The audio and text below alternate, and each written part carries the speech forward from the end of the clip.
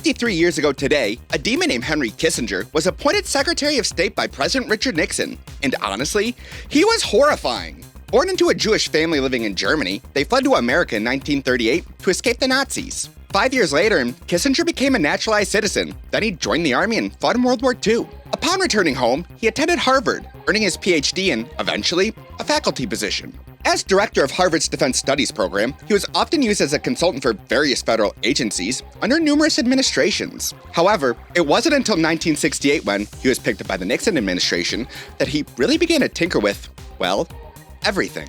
In 1973, he was already Nixon's national security advisor when he was appointed Secretary of State.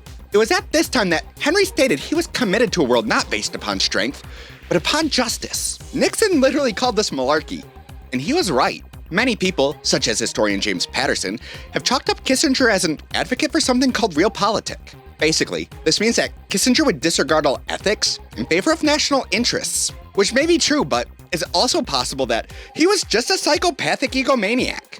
Regardless, Kissinger had two basic goals during his time in power: maintain America's reputation as a world power and keep it out of any major wars. To do this, he basically set the world on fire. Now, I can't go over every evil thing Kissinger did because I don't have the time, and also some of it's still classified, but here's some of the highlights, or I guess lowlights. Kissinger helped overthrow the democratically elected president of Chile, Salvador Allende, both paved the way and maybe even indirectly helped the Khmer Rouge take over Cambodia, sold weapons to the Iranian Shah, fueled a civil war in Angola, supported Argentina's dirty war, and armed the Indonesian dictator Suharto, who then used those weapons to kill nearly 200,000 people in East Timor. Now, Kissinger did win a Nobel Peace Prize for helping bring an end to the Vietnam War. Granted, he received this award 2 years before the fall of Saigon.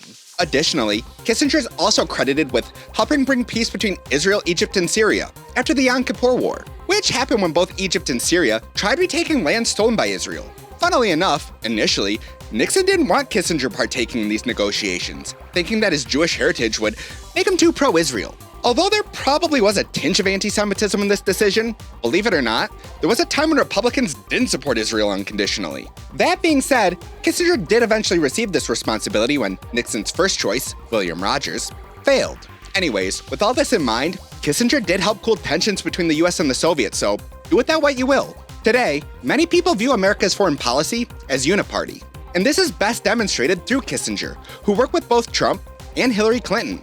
And that's your history today.